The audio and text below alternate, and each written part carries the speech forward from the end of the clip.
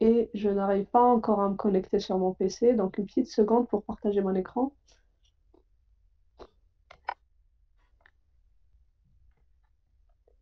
Bien.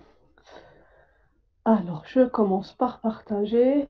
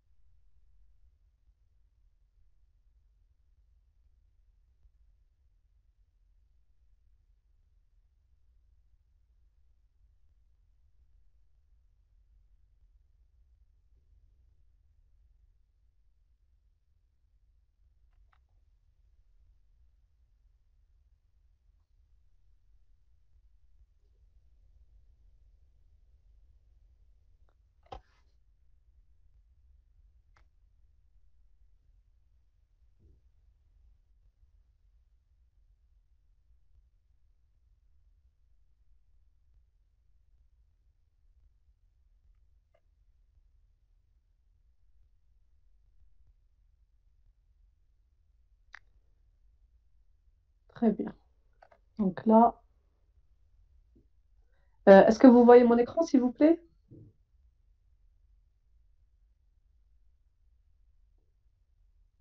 Non, madame. Pas encore? Non, il n'y a pas de présentation, parce que ça cache l'image. D'accord, d'accord. Donc, peut-être que c'est un problème de connexion. On attend un petit peu. Sinon, j'arrête et je repartage.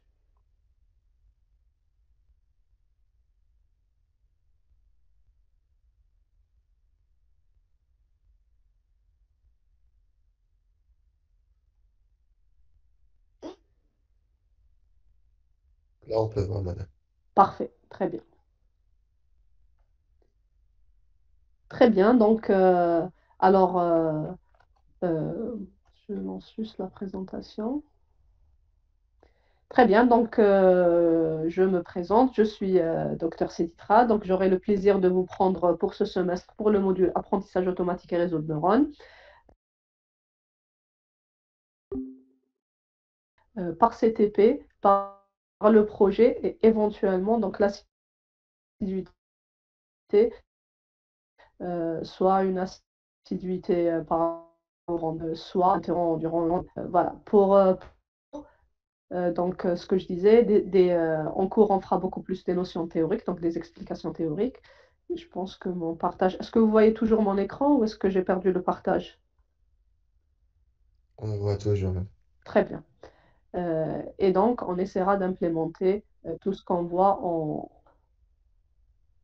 en cours durant le TP, le TD. Aussi, donc, pour le langage utilisé, on essaiera d'utiliser le langage Python. Bien, donc commençons avec l'apprentissage automatique. Donc, c'est quoi l'apprentissage automatique? Je ne comprends pas, normalement, quand j'envoie, quand je mets vos noms dans le calendrier, normalement, je ne devrais pas accepter à chaque fois. Je ne sais pas pourquoi j'ai des demandes. Normalement, j'ai ajouté toute la section. Bon. Alors, donc, c'est quoi l'apprentissage automatique? Plusieurs définitions Madame, existent. Oui? madame, vous m'avez accepté parce que j'ai changé le temps. C'était à 9h PM alors que ça devrait être 9h AM. Donc, je l'ai changé dans mon Ah, calendrier. C'est pour ça d'accord, que, oui, d'accord. c'est pour ça que Ah, ok. vous aurez dû m'accepter. D'accord. Et c'est Oui, pas seulement vous, c'est tout le monde. D'accord, d'accord. Donc, je dois. Ah oui, oui, 9 PM jusqu'à 10 PM. exactement. Ok, d'accord. Merci de m'avoir informé ça parce que sinon on Mm. aura un problème à chaque fois. Oui, je vous en prie. Alors, 9h AM.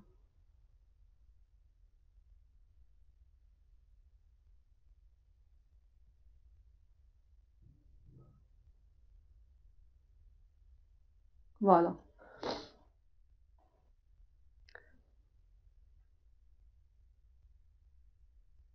Bien. Donc, je pense que là, on n'aura pas de problème.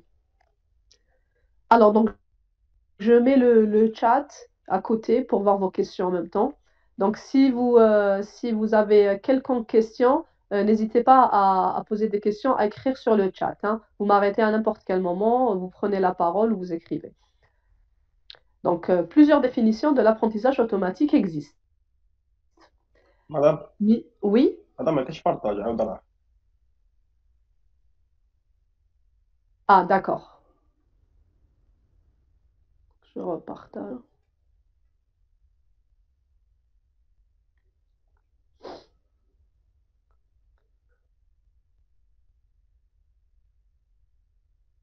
Dites-moi quand ça partage, s'il vous plaît. وي سي بون مدام Très bien. Donc, selon Mitchell, 1997, donc ici, Mitchell, c'est une référence très très connue et très intéressante pour l'apprentissage automatique.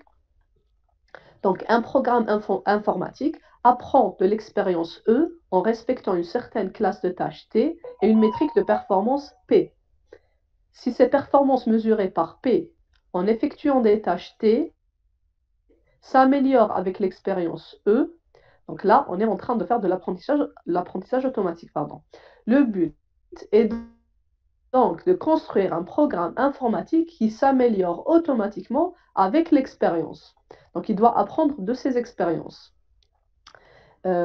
Pour Agrawal, la définition de l'apprentissage automatique consiste à construire des programmes informatiques capables d'apprendre avec de l'expérience acquise via leur environnement ou via un expert du domaine en question.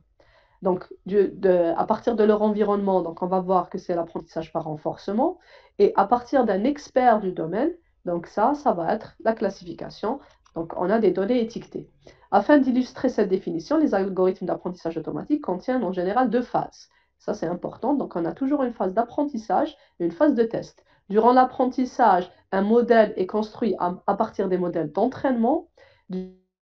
Durant la phase de test, le modèle construit est utilisé pour étiqueter une instance de test non étiquetée. On va voir donc plus en détail c'est quoi une donnée étiquetée et c'est quoi une donnée et c'est quoi un exemple d'entraînement et c'est quoi une base d'entraînement. Donc on doit juste retenir en tête que notre objectif, c'est de construire des programmes, des algorithmes qui apprennent par eux-mêmes, mais en leur donnant de l'information. Et ils apprennent à partir d'une expérience. Quelques exemples d'apprentissage automatique.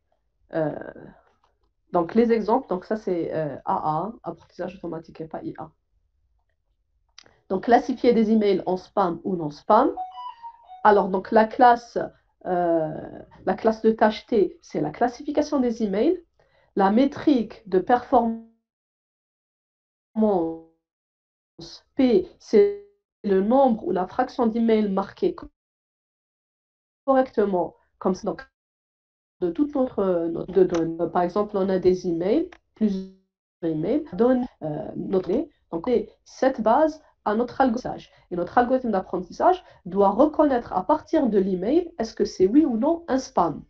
Et le nombre d'emails qu'il a correctement classifié, ça va être la mesure de performance, la métrique de performance. L'expérience, donc l'expérience E, c'est observer l'utilisateur marquer ses emails. Donc, si je veux enseigner un algorithme de classification de mails en spam et non spam, donc je vais lui fournir l'accès à ces emails, aux emails de l'utilisateur. Il va observer l'utilisateur, marquer les emails comme spam et non spam, et donc apprendre à le faire en respectant donc la métrique de la bonne classification, le bon étiquetage des emails en spam et non spam. Un autre problème, c'est le problème du robot conducteur. Donc là, on va aller un petit peu vers l'apprentissage par renforcement. Donc c'est la tâche T, c'est conduire sur une autoroute publique à 4 voies en utilisant 4 capteurs. La métrique, ça va être la distance moyenne parcourue avant l'erreur. Donc plus le robot parcourt l'autoroute sans faire d'erreur, plus sa mesure est bonne. On a perdu le partage, madame. Oui, donc je repartage. Ça doit être ma connexion.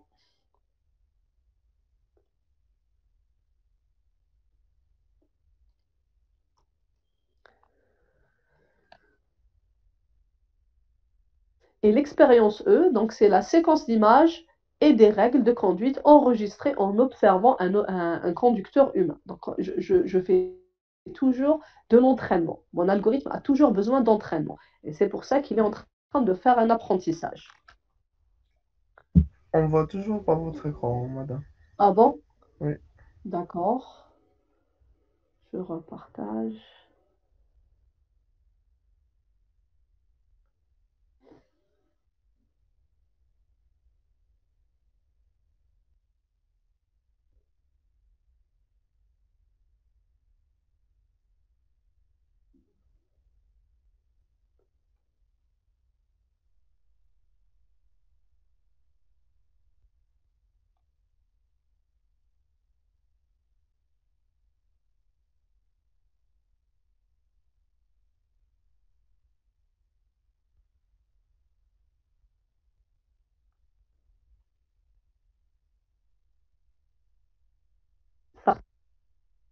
Oui, Partage, non? c'est l'intégralité. Non, non, j'ai partagé l'intégralité. Donc on voit seulement l'écran du meeting.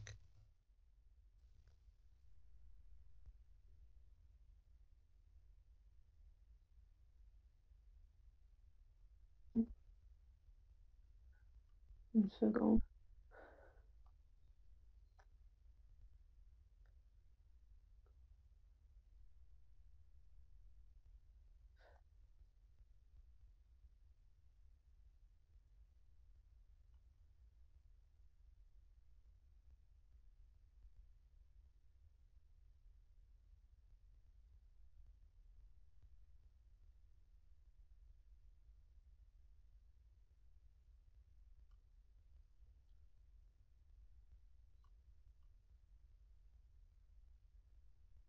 Non.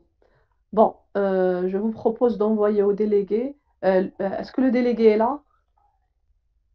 Madame, il s'est Oui. partagé, vous avez... Et il se partageait, Oui. d'accord. D'accord, donc je reprends. Parce que sinon, je vous envoie la présentation et quelqu'un d'entre vous partage. Parce que sinon, on passera l'heure à partager et repartager. Dites-moi quand c'est bon, hein.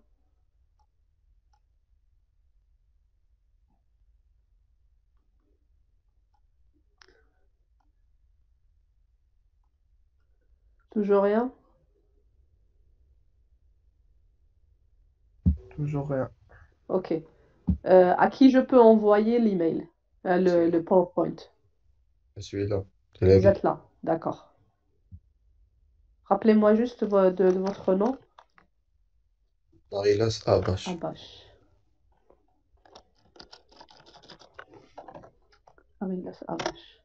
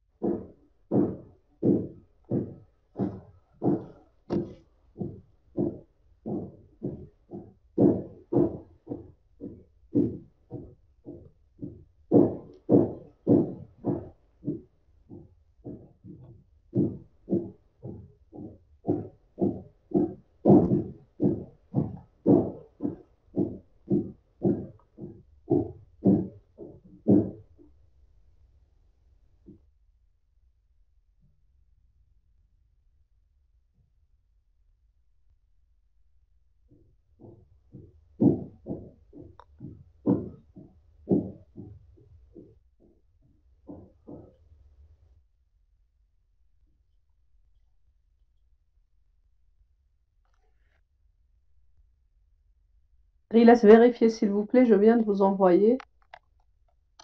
Et essayez de... Quelqu'un essaie de partager. Vous voyez toujours rien sur mon écran.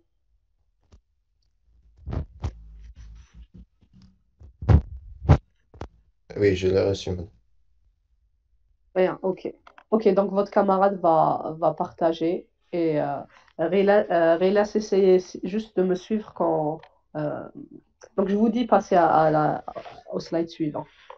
C'est juste que je vais donner à une autre personne de partager parce que je suis sur Il n'y a pas de téléphone. souci. Il n'y a pas de souci.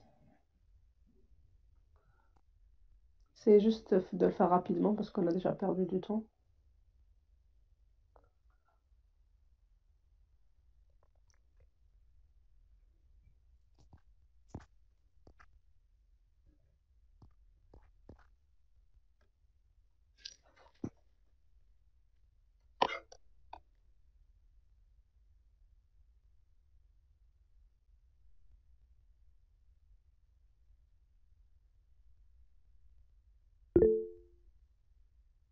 Je l'ai partagé, chère madame.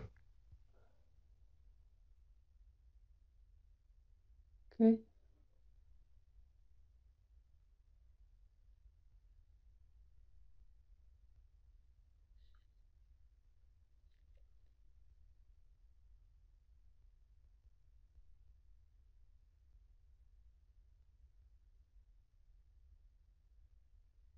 Bien, donc tout le monde peut voir la présentation, n'est-ce pas?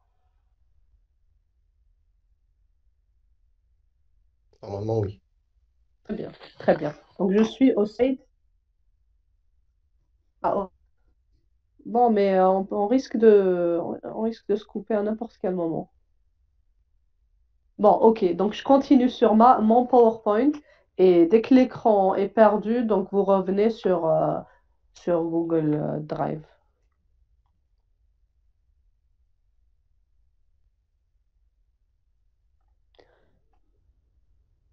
Donc j'étais au slide numéro 4 et on parlait de robots et on parlait de navigation du robot, donc en mettant un algorithme d'apprentissage automatique. On continue. Alors, quelques domaines d'application de l'apprentissage automatique. On a le diagnostic médical, donc classifier des tumeurs en bénignes et en malignes. Donc, comment on fait ça? Par apprentissage automatique, on donne à un classifieur plusieurs images contenant des tumeurs, et certaines malignes, certaines bénignes, et c'est à l'algorithme d'apprendre à les classifier, à détecter des tumeurs bénignes et malignes. Et ça, c'est très, très répandu en imagerie médicale. La prédiction de pathologie aussi, donc pareil, très répandu en imagerie médicale. Donc, soit je veux détecter des pathologies dans des images, soit je veux détecter des pathologies à partir de certaines données d'une personne, donc son âge, est-ce qu'elle a eu des antécédents de maladie, qu'est-ce que c'est son type d'alimentation. Donc, des données textuelles qu'on va transformer en données numériques et qu'on va donner à notre algorithme d'apprentissage automatique pour pouvoir détecter ou prédire une pathologie donnée. Aussi, la reconnaissance d'écriture manuscrite. Donc, pareil, on est sur des images. Donc, je peux reconnaître l'écriture d'une personne ou les caractères. Et on appelle ça aussi la la trans... Bon, j'ai oublié. Donc, je transforme une image vers de l'écriture. Aussi, les véhicules autonomes, donc ce qu'on était en train de parler tout à l'heure. La reconnaissance vocale, donc à partir de ce que vous dites, un algorithme d'apprentissage peut reconnaître ce que vous êtes en train de parler et le transformer en textuel. Donc, c'est ce que vous avez déjà dans vos téléphones portables. Classification de structures astronomiques. Et là aussi, l'apprentissage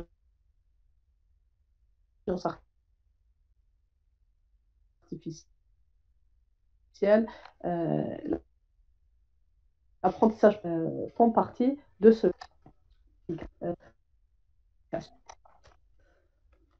Alors, pour l'apprentissage, donc selon Bess et Laurent, en 2014, ils nous ont donné un petit résumé de l'apprentissage, du processus d'apprentissage automatique que j'ai préféré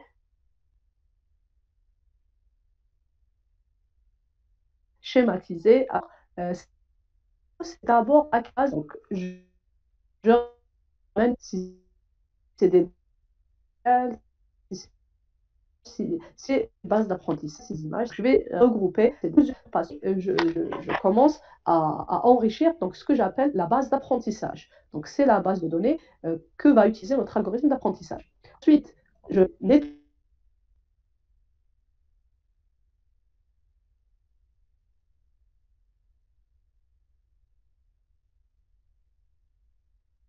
J'enlève ces données qui sont aberrantes et qui risquent d'erroner mon algorithme d'apprentissage. Une fois que j'aurai fait ça, donc pour ces deux premières étapes, je vais préparer mon ensemble d'apprentissage.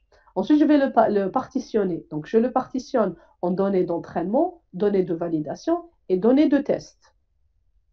Ensuite, je fais un choix du modèle d'apprentissage, choix du modèle, choix de l'algorithme, qu'est-ce que je vais utiliser comme approche, qu'est-ce que je vais utiliser comme algorithme, et pour l'algorithme, quel modèle je vais choisir. Et pour chaque modèle, j'aurai un ensemble de paramètres. Donc là, je vais essayer d'optimiser ce modèle choisi ou ces modèles choisis à travers les paramètres. Donc je veux avoir la meilleure solution en prenant en considération ou en choisissant certains ensembles de paramètres. J'ai choisi l'ensemble de paramètres. Maintenant, je vais faire l'apprentissage et c'est là que ces paramètres vont être ajustés. Donc d'abord, je choisis un ensemble de paramètres, je choisis l'algorithme, je choisis le modèle, je choisis les paramètres initiaux. Ensuite, je fais en sorte de les optimiser. Donc ça vient à l'étape numéro 5. Donc je les optimise pour avoir un modèle le plus optimal possible. Ensuite, je compare entre les différents modèles que j'ai appris, notamment lorsque je fais de la validation croisée. On va voir ça tout à l'heure. Donc, je compare entre ces modèles et comment je compare en évaluant, en regardant mon erreur, l'erreur de mon test. Donc, en fait, j'ai partitionné en données d'entraînement, données de validation et données de test. L'entraînement et la validation, je les ai utilisés au moment de l'optimisation. Et pour comparer les modèles finaux, je vais utiliser l'ensemble de tests pour choisir le meilleur modèle. Et j'évalue mon modèle final et je vérifie si ma base a été suffisante pour avoir un bon modèle. Si ma base n'avait pas été suffisante, je reviens sur le partitionnement des données. Peut-être que mes données d'apprentissage n'étaient pas assez, peut-être qu'elles étaient beaucoup trop nombreuses. Et je suis tombée sur un sous ou sur un surapprentissage. C'est ce qu'on va voir tout à l'heure. Donc, je repartitionne mes données et je refais ce même petit cycle. Si ma base de données est suffisante, donc je m'arrête sur le choix final de mon algorithme et je passe à la réestimation du modèle. Et là, en fait, la réestimation du modèle va arriver généralement avec les nouvelles données que j'aurai. Par exemple, j'ai fait de la prédiction. Ma base de données de plusieurs années de mes malades était à la troisième étape de mon processus d'apprentissage. Donc, j'ai découpé ma base de données, entraînement, validation et test. J'ai utilisé l'entraînement et la validation pour construire mon modèle et optimiser les paramètres. Ensuite, j'ai testé mon modèle avec les données de test pour choisir le meilleur modèle. Je suis arrivée au choix final de l'algorithme du modèle. Et là, je vais réestimer en ayant des données qu'on n'avait pas au préalable. Donc, de nouvelles données, j'ai de nouveaux patients qui sont venus et c'est là que je vais réestimer mon modèle et voir ce qu'il va me donner comme résultat. Donc, c'est le processus général d'apprentissage automatique. Et là, on va reparler du sur- et du sous-apprentissage. Donc, pour le surapprentissage, au moment de l'apprentissage, alors, donc les schémas s'inversent. Hein. Donc, le modèle linéaire, c'est le modèle sous-appris, qui a sous-appris, et le modèle polynomial ici, c'est le modèle qui a surappris. Donc, il faut juste inverser les deux schémas.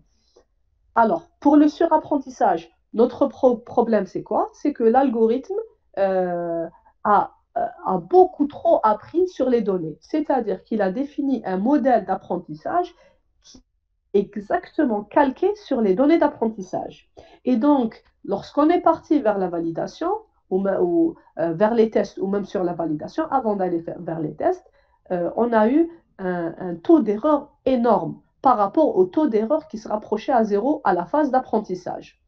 Et donc là, on est tombé sur un surapprentissage, c'est-à-dire que l'algorithme a compris parfaitement les données d'apprentissage, mais dès qu'il est parti vers des données qu'il n'a jamais vues, il a eu des problèmes à généraliser. Donc on appelle ça généralement le problème de généralisation. Lorsque je fais du surapprentissage, mon algorithme a un problème de généralisation et les algorithmes les plus touchés, selon la littérature, c'est les arbres de décision et les réseaux de neurones. Le sous-apprentissage est l'inverse. Donc, au lieu d'apprendre optimalement, l'algorithme d'apprentissage s'est rapproché d'une solution aléatoire. Donc, si on voit ici le modèle dans la deuxième figure qui est celle du surapprentissage, donc on voit la courbe de notre modèle qui passe exactement par les données d'apprentissage. Donc, tout ce qui est X, c'est mes données d'apprentissage. Donc, je vois que mon modèle est en train de passer exactement par ces points. Alors, si je mets un point à l'extérieur de ces points, c'est sûr que mon modèle ne va pas apprendre la bonne solution. Pour le sous-apprentissage, donc j'ai une ligne, j'ai un modèle linéaire. Donc, j'ai juste une ligne qui va me séparer les données. Et là, donc, je ne suis pas bien en train de prédire mes valeurs, c'est-à-dire même dans l'apprentissage, mon taux d'erreur est grand. Donc, on voit bien que la ligne ne passe pas du tout par les données d'apprentissage. Je dis encore une fois que mes données d'apprentissage, c'est ces croix, ces petites croix que j'ai sur mon graphe. Donc, que la ligne ne passe presque pas par aucun point. Et donc, mon algorithme n'a pas du tout appris. Donc, problème de sous-apprentissage, problème de surapprentissage. Pour le problème de surapprentissage, on va essayer de résoudre ça par certaines techniques, notamment la validation croisée. Pour le sous-apprentissage, on va essayer d'utiliser des fonctions plus complexes au lieu d'utiliser des fonctions linéaires. Ou bien aussi, donc, comme solution proposée par Giuliani, c'est d'augmenter la base d'entraînement. Donc, parfois, notre algorithme a sous-appris, pas parce qu'il n'a pas bien choisi sa fonction, mais plutôt parce qu'il n'avait pas assez de données pour apprendre.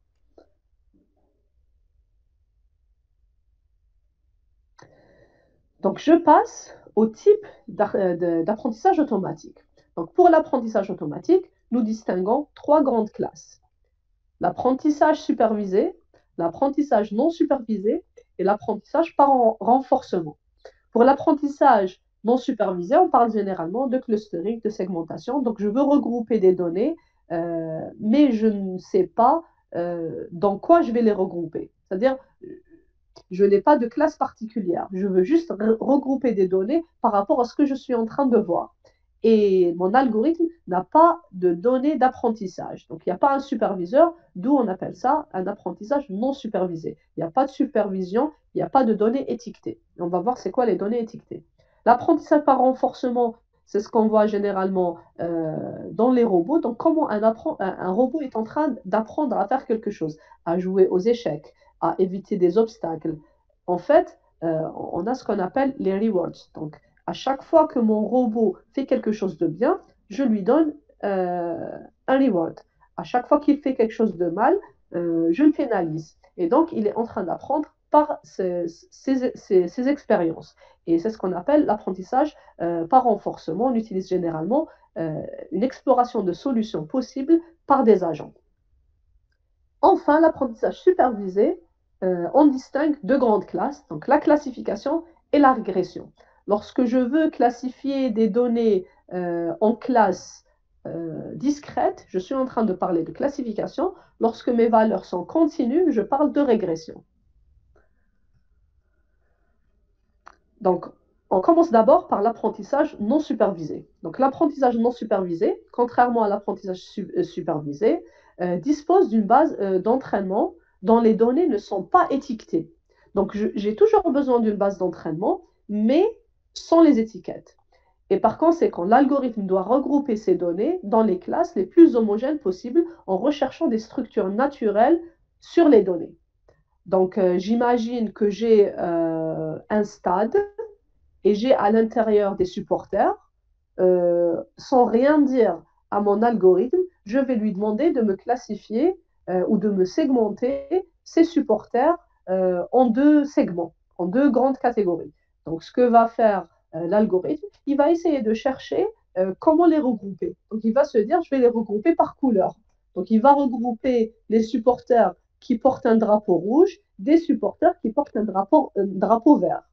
Et donc, on a fait une segmentation par rapport à la couleur. Mais donc, pour notre algorithme de segmentation ou de clustering, on lui a à aucun moment dit, voilà, il faut regrouper les supporters de telle équipe ou de telle équipe.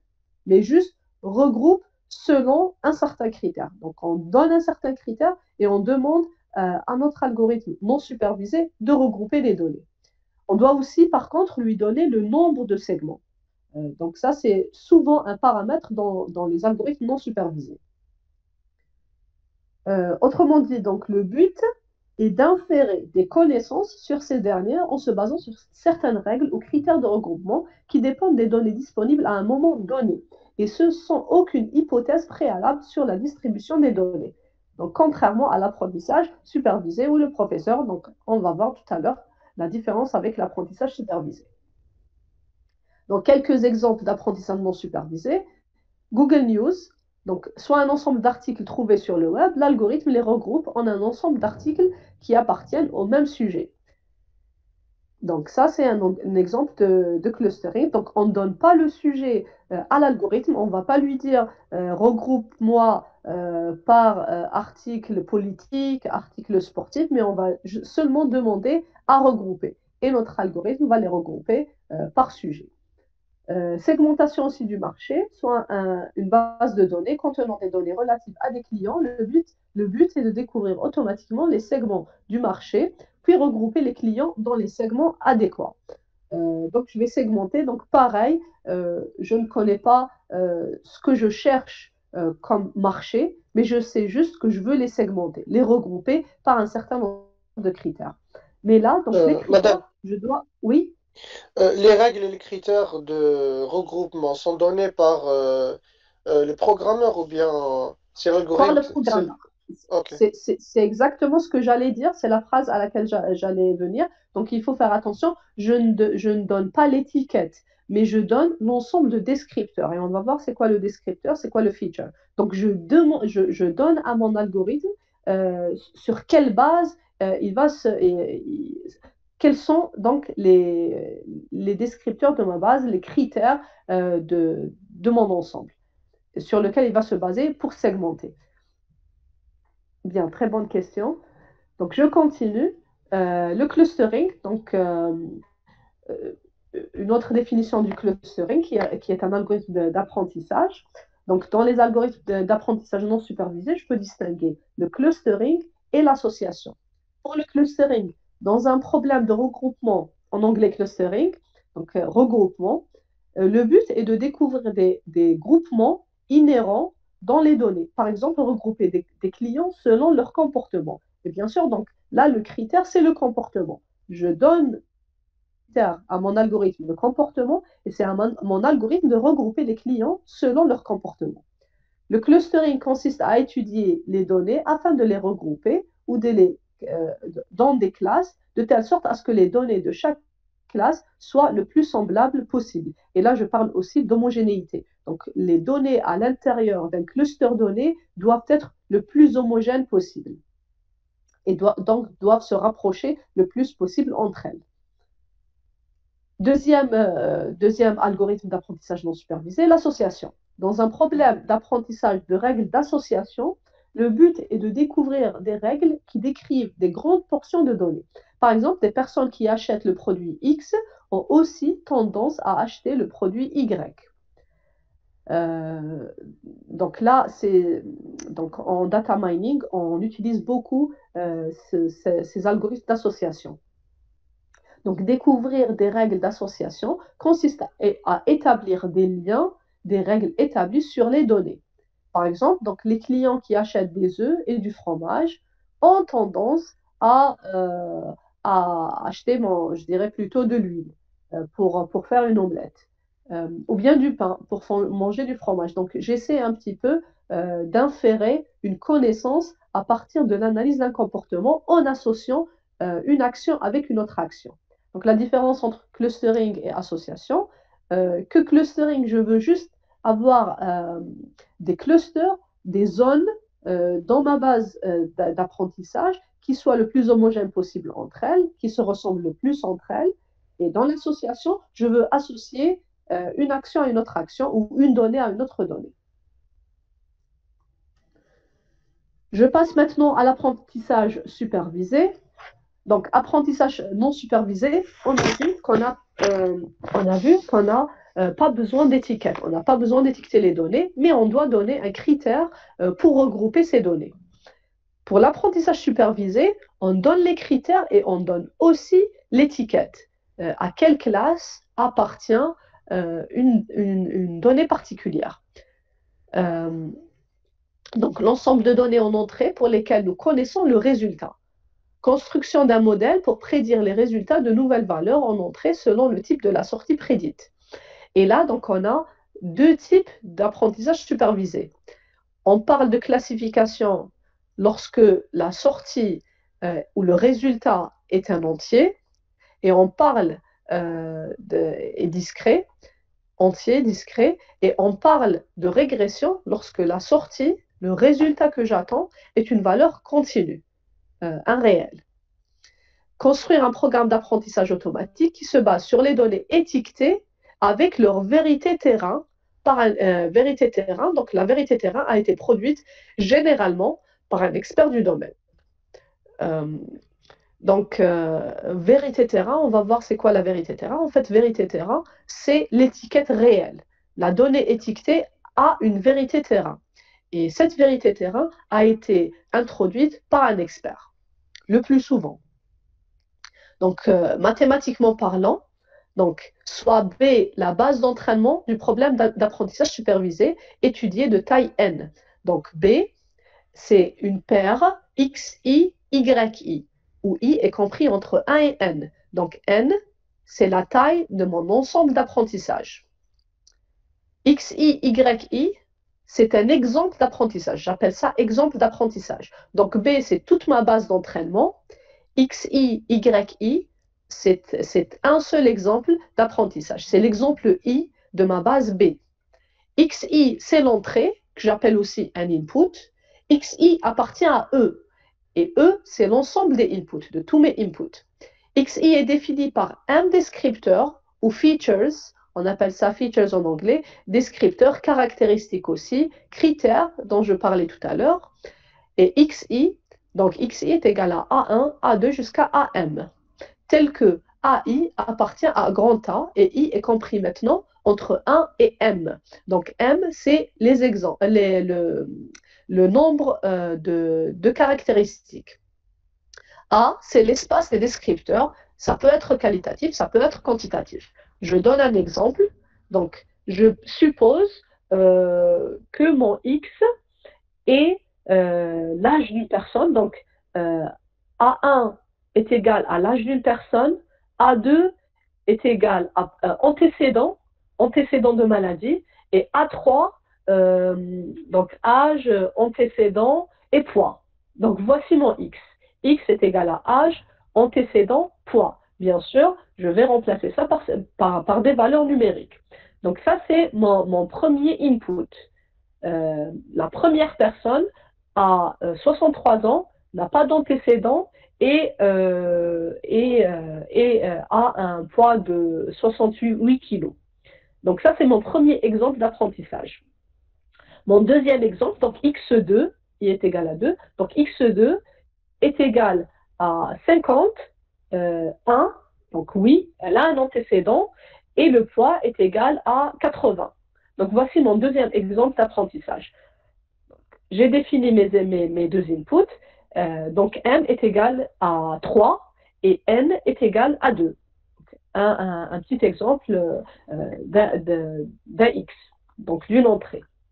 Donc, A est l'espace des descripteurs. Donc, pour l'exemple qu'on vient de prendre, le A est égal à 3, donc est égal à 3 éléments, donc l'âge, le poids et l'antécédent.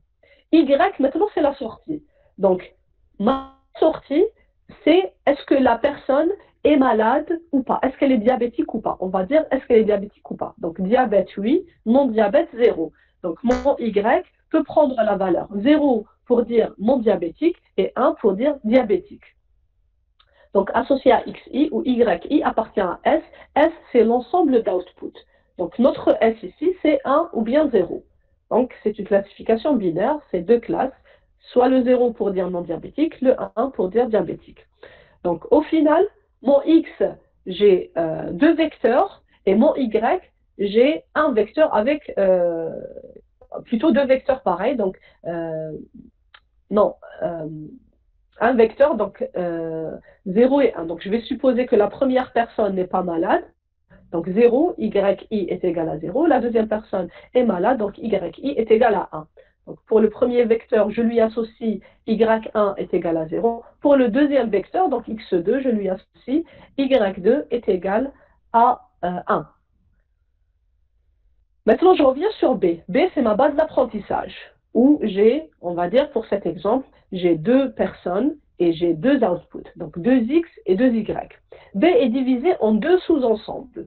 Le training, TR, ou l'apprentissage, l'ensemble d'apprentissage, et le test, TST, qui est l'ensemble de données de test. Généralement, donc, l'ensemble d'apprentissage, on prend 2/3 de mon N, 2/3 de ma base de toute ma base d'entraînement, je vais la mettre dans l'ensemble d'apprentissage, et le tiers, je le garde pour les tests. Donc, si je prends mon exemple, c'est trop peu. Donc, si je prends 3 éléments, je rajoute un patient. Donc, j'aurai 3 patients. Donc, 2 patients, je vais les utiliser pour l'apprentissage et un patient, je vais l'utiliser pour le test. Et pour l'apprentissage, justement, mon objectif, c'est de définir un modèle qui me prédise bien la sortie de mon élément, de mon patient que j'ai gardé en test, sans qu'il soit vu durant l'entraînement.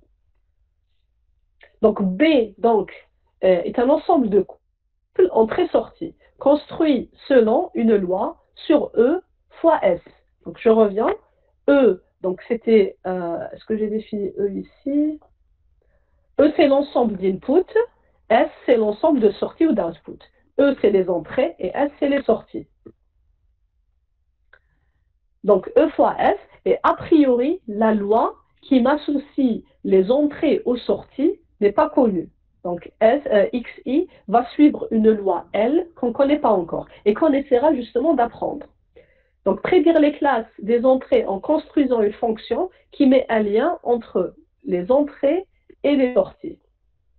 Cette fonction F, pour la construire mathématiquement, c'est fastidieux pour la construire exactement.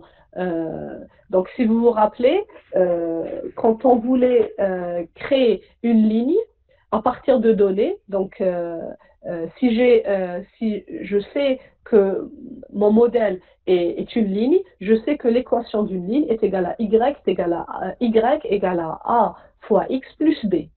Donc, en fait, ce qu'on faisait pour trouver notre A et notre B, pour connaître l'équation de la ligne, c'était de prendre deux éléments de notre tableau, donc X et Y, et essayer de trouver, avec un ensemble d'équations, trouver le A et le B, pour connaître l'équation de ma ligne.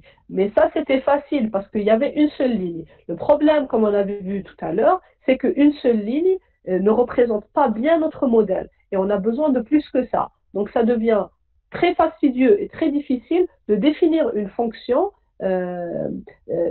telle qu'on le faisait pour définir une ligne où je suis sûr que toutes les valeurs à l'intérieur de cette ligne vont respecter la même équation. Donc, ce qu'on fait en apprentissage automatique, c'est d'au lieu de définir une fonction précise qui va mapper les entrées aux sorties, on va essayer de la rapprocher, d'approximer une autre fonction qu'on appellera le modèle ou la fonction d'approximation ou beaucoup plus l'hypothèse. Donc, notre fonction f va mapper x, y vers f chapeau qui est une fonction optimale, on va dire, une fonction rapprochée et qui va de e fois s vers f. Donc, l'ensemble f et l'ensemble e fois s. Un algorithme d'apprentissage est établi afin de déterminer f chapeau en utilisant les couples de x, y qui appartiennent à l'ensemble d'entraînement. Donc TR, vous vous rappelez, donc l'ensemble d'entraînement, on l'avait appelé TR. Et là, je veux attribuer à chaque nouvelle entrée xn plus k. Donc dans l'ensemble d'entraînement, on avait n éléments. Maintenant, tout ce qui est à l'extérieur de n, ça sera n plus k.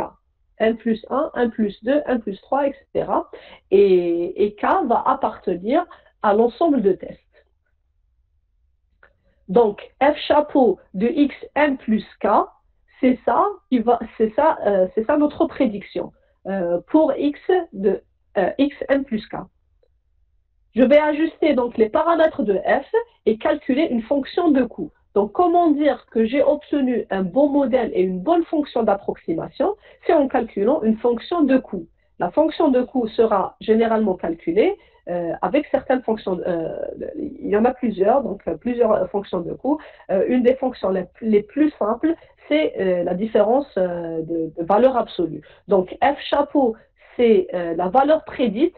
Y, c'est la valeur réelle. Donc, j'avais dit tout à l'heure, la vérité terrain, en fait, notre Y, c'est notre vérité terrain.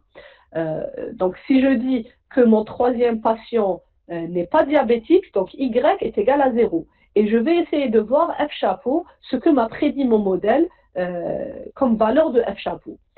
Si je trouve F chapeau est égal à 1, donc mon modèle est mauvais parce que 1 est différent de 0 et donc mon erreur va être grande. Si mon modèle a prédit 0, donc mon modèle est bon. Et donc, ce que je veux faire durant l'apprentissage, c'est justement de minimiser cette erreur, minimiser cette fonction de coût. Donc, pour résumer un petit peu, donc, je suis dans l'environnement E, qui est l'environnement des données. Les données sont x1, x2 jusqu'à xn. Pardon.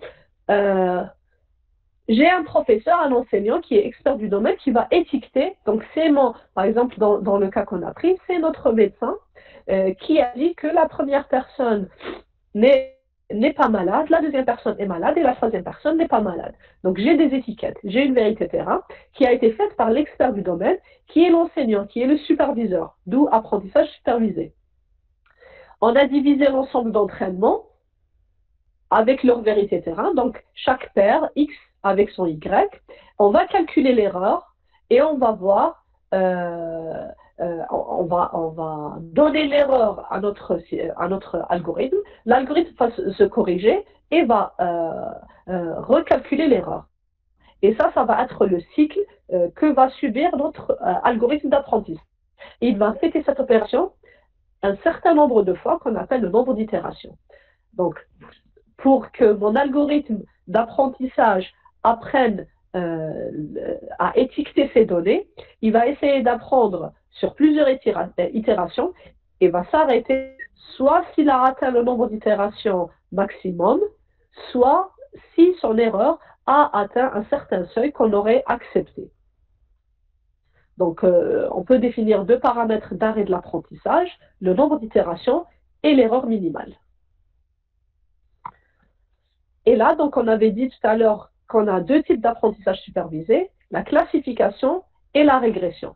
La régression, c'est lorsque S, la sortie, l'ensemble de sorties appartient à R, et la classification, c'est lorsque S est un ensemble d'étiquettes, donc C1 jusqu'à Cn, où L appartient à N, donc c'est un nombre naturel. Alors, c'est pas L, c'est pas le L qui appartient. Bon, L appartient à N bien sûr, mais aussi S appartient à N, est inclus dans N. Donc C1 appartient à N, C2 appartient à N, jusqu'à Cl qui appartient aussi à N. Donc les valeurs sont discrètes.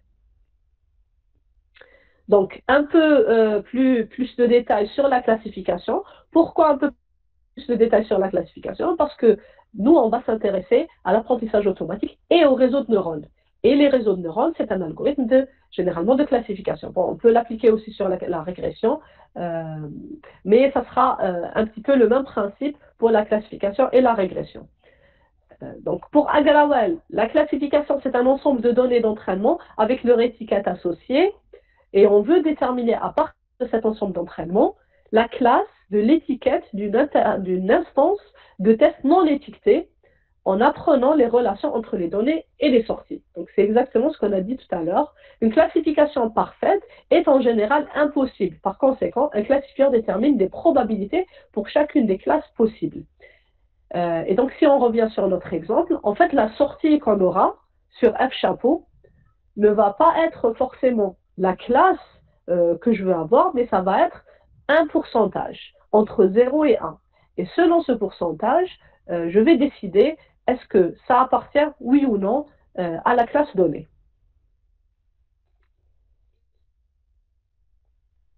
Donc, un classifieur est un système d'apprentissage supervisé qui prédit des valeurs discriminantes, binaires ou qualitatives.